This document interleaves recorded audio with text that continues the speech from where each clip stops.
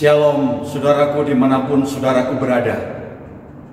Senang sekali bisa menyapa saudara lewat renungan harian pada hari ini.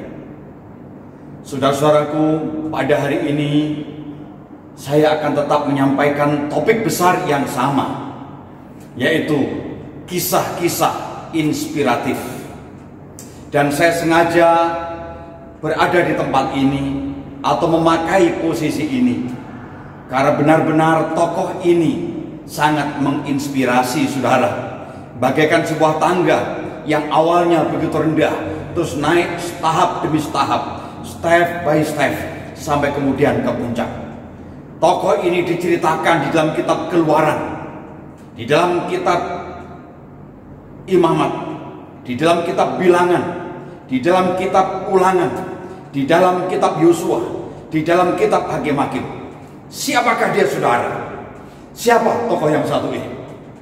Dia bernama Yosua.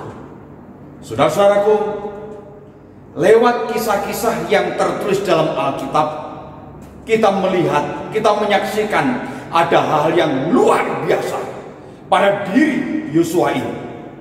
Yang pertama, saudara, dia adalah seorang dari salah satu yang selamat, yang tetap hidup, dan yang akhirnya masuk ke tanah perjanjian yang dijanjikan oleh Tuhan. Dia satu dari dua orang yang bisa masuk. Sementara teman-temannya yang seumuran dengan dia, yang keluar dari Mesir bersama-sama, mereka mati bergelimpangan di padang gurun. Yang kedua, saudara, Yosua adalah seorang yang tidak hanya memimpin orang Israel keluar dari tanah Mesir, tetapi Yosua jugalah yang mampu membawa orang Mesir ke tanah perjanjian. Tidak seperti Musa yang hanya mengeluarkan atau membawa keluar orang Israel dari Mesir, namun tidak membawa masuk ke dalam tanah perjanjian. Tetapi Yosua lah yang justru dipakai Tuhan membawa orang Israel masuk ke tanah perjanjian yang dikatakan dalam Alkitab tanah yang melimpah dengan susu dan madunya.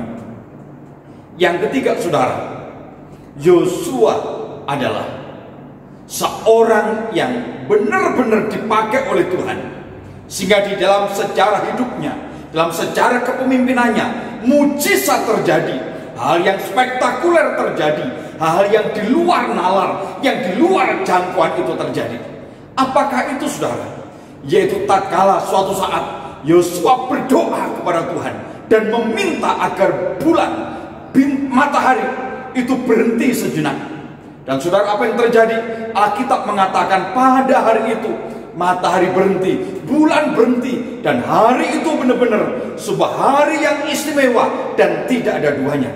Dan saudara-saudara, adakah orang lain yang mengalami seperti ini? Sesuatu yang luar biasa terjadi lewat orang yang seperti Yosua ini. Lagi-lagi, saudara, ini bukti bahwa Yosua adalah orang yang luar biasa. Namun, saudara-saudaraku yang dikasihi oleh Tuhan, sebenarnya siapa itu Yosua, saudara? Siapa itu Yosua, saudara? Siapa Yosua yang luar biasa ini? Saudara-saudaraku, di dalam kitab yang sudah saya sebutkan tadi, saya mendapati beberapa hal di sana.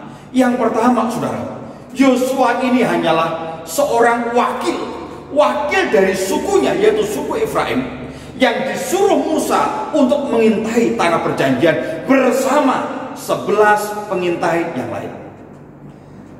Hebatnya apa, saudara? Lebihnya apa? Dia seorang utusan, seorang pengintai. Di samping dia masih ada 11 orang. Sepertinya nggak terlalu istimewa juga. Yang kedua, saudara, kita dapati bahwa Yosua ini adalah seorang abdi, saudara. Dia menjadi abdi sejak masa muda. Abdinya siapa? Yaitu abdinya Musa. Jadi Yosua ini mengabdi kepada Musa. Yosua ini berarti menjadi pembantunya Musa. Saudara-saudara, sekalipun majikannya adalah Musa, sekalipun tuannya adalah Musa, tetapi apa hebatnya seorang abdi, saudara? seorang abdi juga tetaplah seorang pembantu, dan tidak ada sesuatu yang begitu istimewa kelihatannya. Nah, saudaraku, berikutnya yang ketiga, siapa itu Yosua?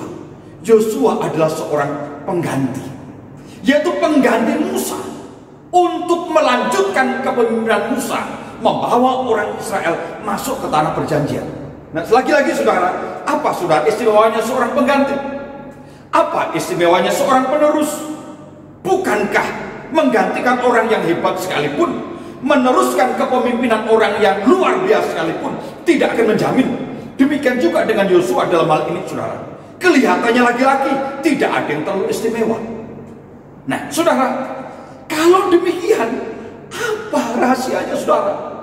Apa rahasianya seseorang yang sebenarnya tidak begitu istimewa, tidak begitu spesial, namun demikian pada akhirnya dipakai Tuhan secara luar biasa? Nah, saudara-saudaraku, setidaknya saya mendapatkan ada 3 hal yang menjadi rahasia, dan ini sangat memberkati saya, dan saya rindu sebagaimana ini memberkati saya, ini juga memberkati saudara-saudaraku dimanapun saudaraku berada. 3 hal yang menjadi rahasia bagi Yosua adalah: 1, saudara, tatkala Yosua menjadi seorang utusan, menjadi seorang pengintai, benar-benar dia menjalankan tugasnya itu dengan benar, sehingga dia benar-benar melaksanakan tugas seorang utusan, tugas seorang pengintai, tanpa mengada-ada, tanpa merekayasa, benar-benar dia kerjakan dengan sesungguh-sungguhnya. Nah, saudaraku, yang kedua, tatkala Yosua ini, saudara, mohon maaf, tatkala Yosua ini menjadi abdinya Musa, saudara, dia benar-benar menjadi seorang abdi, seorang bawahan, seorang pembantu yang sangat menghormati Musa, sangat mengasihi Musa, sangat totalitas kepada Musa. Dia begitu loyal kepada Musa, dia begitu taat kepada Musa. Dia benar-benar seorang abdi yang benar-benar menjadi abdi yang luar biasa. Bahkan cuma satu yang ia pikirkan, melakukan yang terbaik demi orang yang ia layani. Seorang yang abdi yang benar-benar setia, loyal kepada atasan, saudara.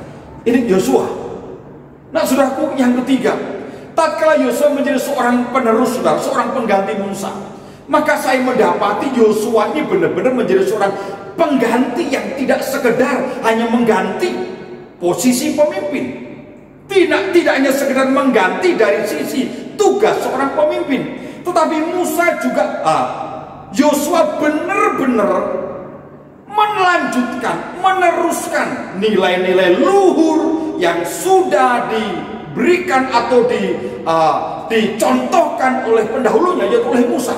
Dan Yosua belajar itu, Yosua mempraktekkan itu, Yosua melanjutkan itu, sehingga Yosua menjadi seorang generasi penerus yang sungguh-sungguh bertanggung jawab.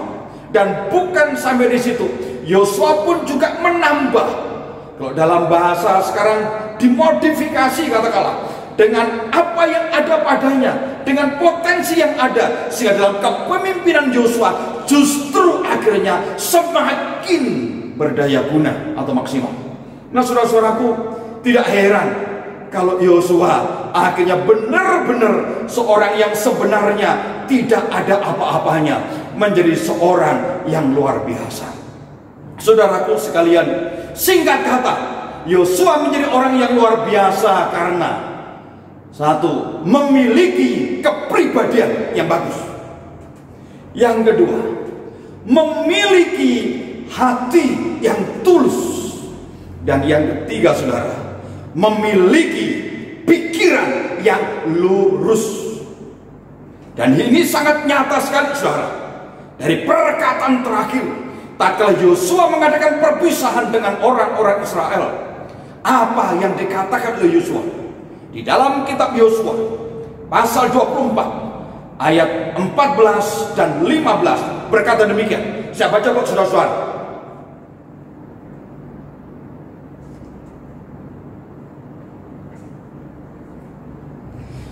Oleh sebab itu, takutlah akan Tuhan dan beribadahlah kepadanya dengan tulus, ikhlas, dan setia. Jauhkanlah Allah yang kepadanya nenek moyangmu telah beribadah di seberang Sungai Efrat dan di Mesir, dan beribadahlah kepada Tuhan. Tetapi jika kamu anggap tidak baik untuk beribadah kepada Tuhan, pilihlah pada hari ini kepada siapa kamu akan beribadah. Allah yang kepadanya nenek moyangmu beribadah di seberang Sungai Efrat, atau Allah orang Amori yang negerinya kamu diami ini. Tetapi aku dan seisi rumahku, kami akan beribadah kepada Tuhan. Saudaraku, saya ulangi kalimat Yosua yang terakhir, yang begitu tegas, begitu jelas, dan begitu dihayati. Tetapi aku dan seisi rumahku, kami akan beribadah kepada Tuhan. Kiranya Tuhan Yesus memberkati saudara-saudara, dan selamat beraktivitas menjalani hidup ini bersama dengan Tuhan. Amin.